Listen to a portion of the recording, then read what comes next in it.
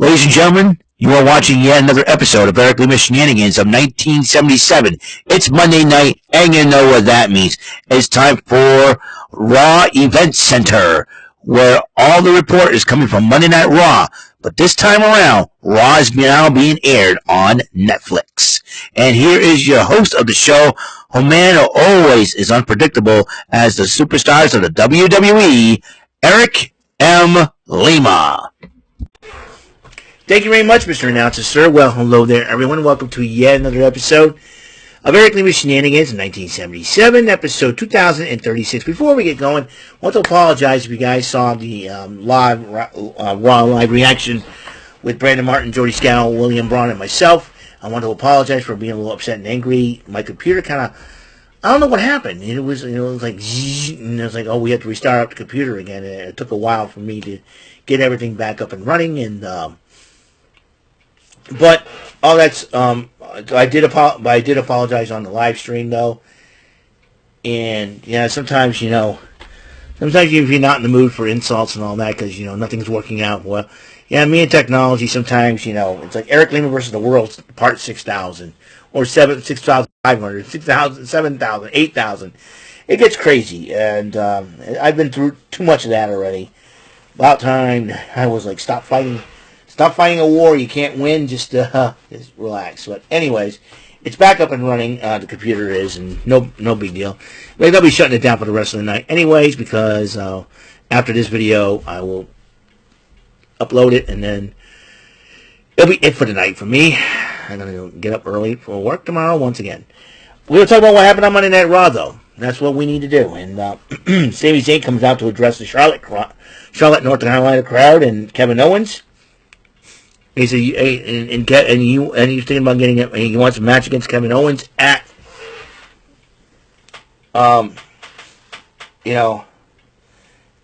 Elimination Chamber in Toronto. And Adam Pearce comes out and said, "Hey, we talked about this. Much as I want it, and much as everybody here wants it, you're not cleared to wrestle, medically not able to do anything. And you know what? But Sami Zayn didn't care. He wanted the matchup." He says, well, if that match happens, everything Kevin Owens does, I can't stop him. The referees, officials, no stopping him. It'll be unsanctioned. Just give me the match. And so, fine. But then, actually, Sami Zayn said, listen, and that means if I can do all that stuff to Kevin Owens, you can't stop me either. So, I want the match. And he goes, well, it'll be Kevin Owens versus Sami Zayn, but the match will be unsanctioned. So, at the Elimination Chamber, another brutal fight. You get the Women's Elimination Chamber, the Men's Elimination Chamber, and this brutal unsanctioned matchup. I mean, these two former best friends could beat the snot out of each other. What did I just Oh, okay. Oh, I dropped something here. So there's that.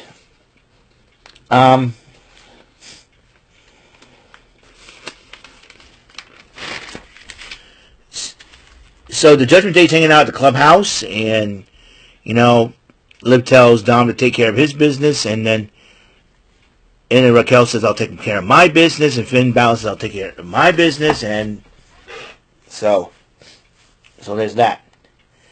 Meanwhile, IShow's Speed was online addressing his appearance at the Royal Rumble, and now he got the spear. He got speared right out of his shoes by freaking Braun Breaker, the Intercontinental Champion. I thought that was hilarious, to say the least. Well, AJ's Independence Daytona 500 winner, William Byron, who drove AJ Styles to the arena in his car, and AJ Styles went one-on-one with Dominic Mysterio, and Carlito got involved during the matchup and tried to duck, but despite that, AJ Styles ends up winning the matchup. Then Braun Breaker went to go spear AJ Styles, but AJ Styles moved out of the way and speared Dominic instead. Then AJ Styles hit him with a Pele kick, and actually a kick upside the head, and then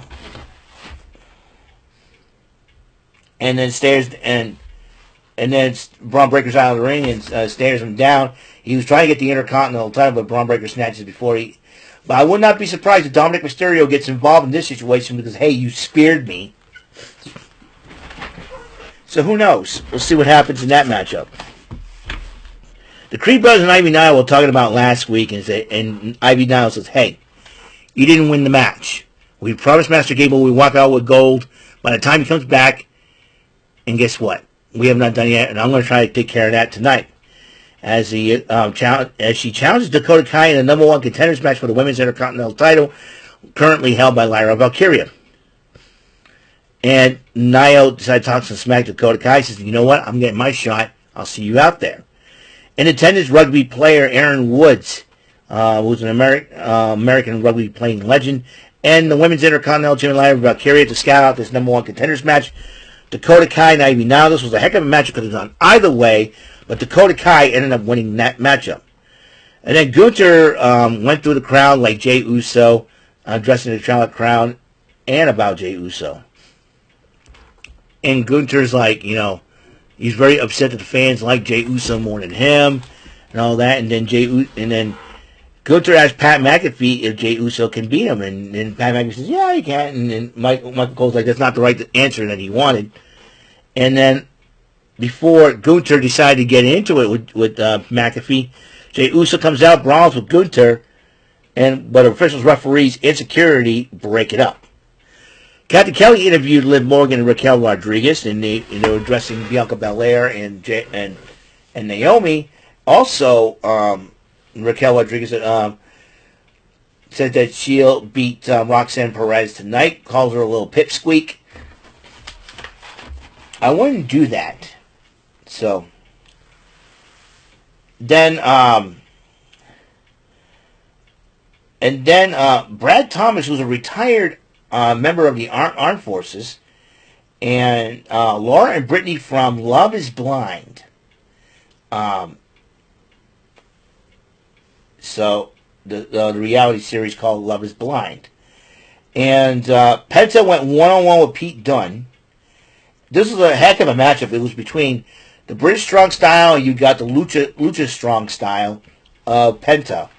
Liv Kaiser appears at ringside, gets involved during the matchup, but Penta ended up winning the matchup. Liv Kaiser attacked Penta after the matchup. Dunne pulls Kaiser out and starts fighting him, and then Penta takes both men out. Captain Kelly interviewed Jey Uso, who was really ticked off at Gunther. And Jey Uso declared war and promised to beat Gunther at WrestleMania. The War Raiders addresses the American Maid, the Creed brothers, says, you shot, then you missed.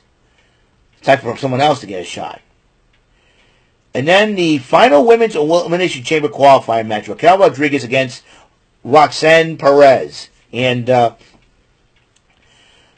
Bianca Belair and Naomi appeared during the matchup and attacked Liv Morgan. While Raquel Rodriguez was distracted, Roxanne Perez took advantage, hit the pop rocks. 1, 2, 3, a big upset victory. It is Roxanne Perez going to the Elimination Chamber in the final spot. Captain Kelly interviewed Seth Rollins and how he's going to beat, how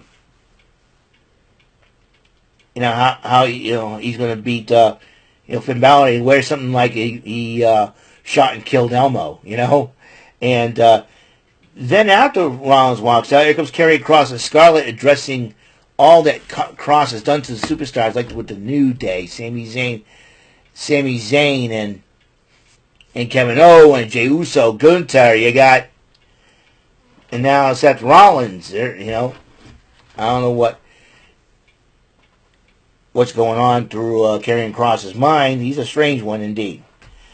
Io Sky did a little promo, and they showed her swimming underwater about Rhea Ripley and her path to WrestleMania. And then the New Day explains their actions last week, and they say, yeah, we get it, you're mad at us for what we said to Big E and all. And they start running their mouths about Rey Mysterio. And then Dragon Lee, Joaquin Wilde, and Cruz del Toro came out, the LWO, saying, hey, you disrespected Rey Mysterio, we're going to make you pay. And both teams brawled. It was a 3-on-2 situation. And the New Day retreated, basically. And then Captain Kelly interviewed Bianca Belair, and Naomi said, hey, we're in this together, but if it's come time with two of us, we'll have to fight. And then Got to find out next week. They're defending the tag team titles against the team of Liv Morgan and Raquel Rodriguez. Maybe losing the belts could start them with a rivalry. Who knows? And then, final matchup of the night, the final men's Elimination Chamber qualifier, Seth Rollins against Finn Balor. Finn Balor has one victory over Rollins back in 2016 to become the inaugural Universal Champion, and Seth Rollins ends up picking up that victory over. Picking up the victory in that matchup for the final spot in the Elimination Chamber qualifier, which includes Logan Paul, John Cena, CM Punk, Damian Priest, and Drew McIntyre. Going to be interesting combustible elements in that matchup. So, it will be so. Meanwhile, Roxanne Perez joins up with, let's see, that Elimination Chamber qualifying matchup is complete. Let's see. I'm going to look at this,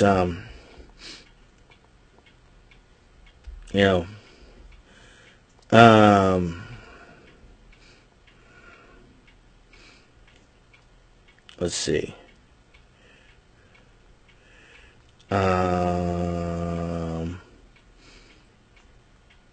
Let's see what happens here. Give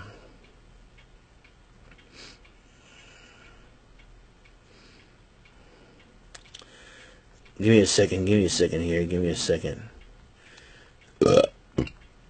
Excuse me.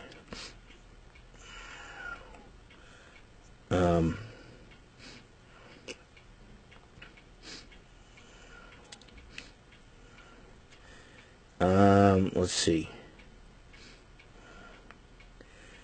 Oh, she does look like Lois Lane, Kathy Kelly. I see that.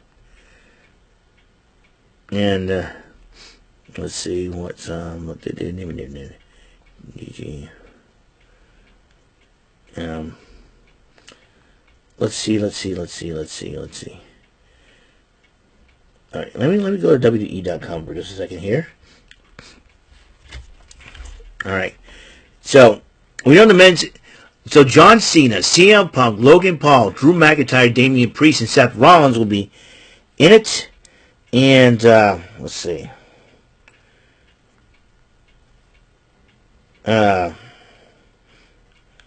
Let's see. Elimination Chamber. Let's see.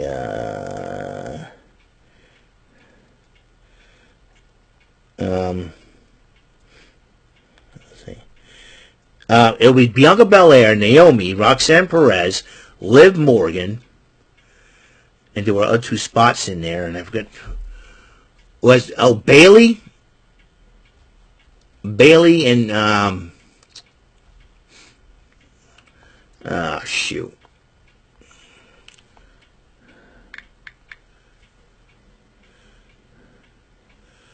All right. So,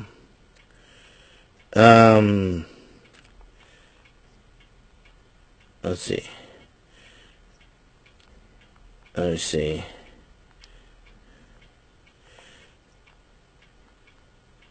All right. All right. All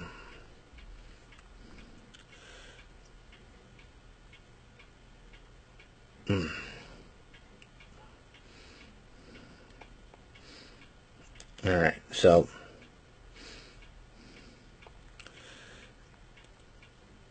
So,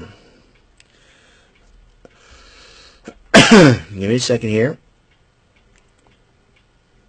Okay, and let's see.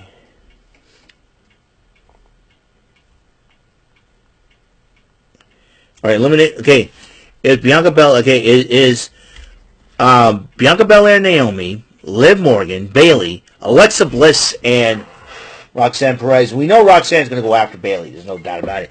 Bianca Belair and Naomi. Well, they got to deal with Liv Morgan. It seems like Alexa Bliss may end up sneaking in somehow. So, with the victor, or it could be Roxanne Perez. You never know. One of those two are the wild cards to win this matchup. So, we'll see what happens when the Elimination Chamber rolls around. We got one more Raw and SmackDown to deal with before that. But right now, we got... I'll tell you what's on the docket. NXT Tomorrow, Jordan Grace says she's going to be there. Ricky Starks is going to be there to sign a contract. And it'll be the Vengeance Day Fallout. So, and those 4 gentlemen, will they make another appearance? So, we'll find out for tomorrow night on NXT. Thank everybody for tuning into the show. And I hope you guys have a wonderful day. Episode 2036 is complete. Tomorrow we're going to have some Twin Bell Tuesday, Twin Bell Trek Tuesday T3 special for high rollers. And then we will go from there. So thank you for tuning in. And until the next episode comes rolling around, Mr. Announcer, take us home. That is all for today's episode. This is your announcer speaking for Eric Lima Shenanigans of 1977. A Big Beefy E, do it for Bob Saget Productions, and in association with a Raven Bofa Telepictures and Distribution. Thank you for watching today's episode. Tune in next time for another episode of Eric Lima Shenanigans of 1977. Goodbye for now.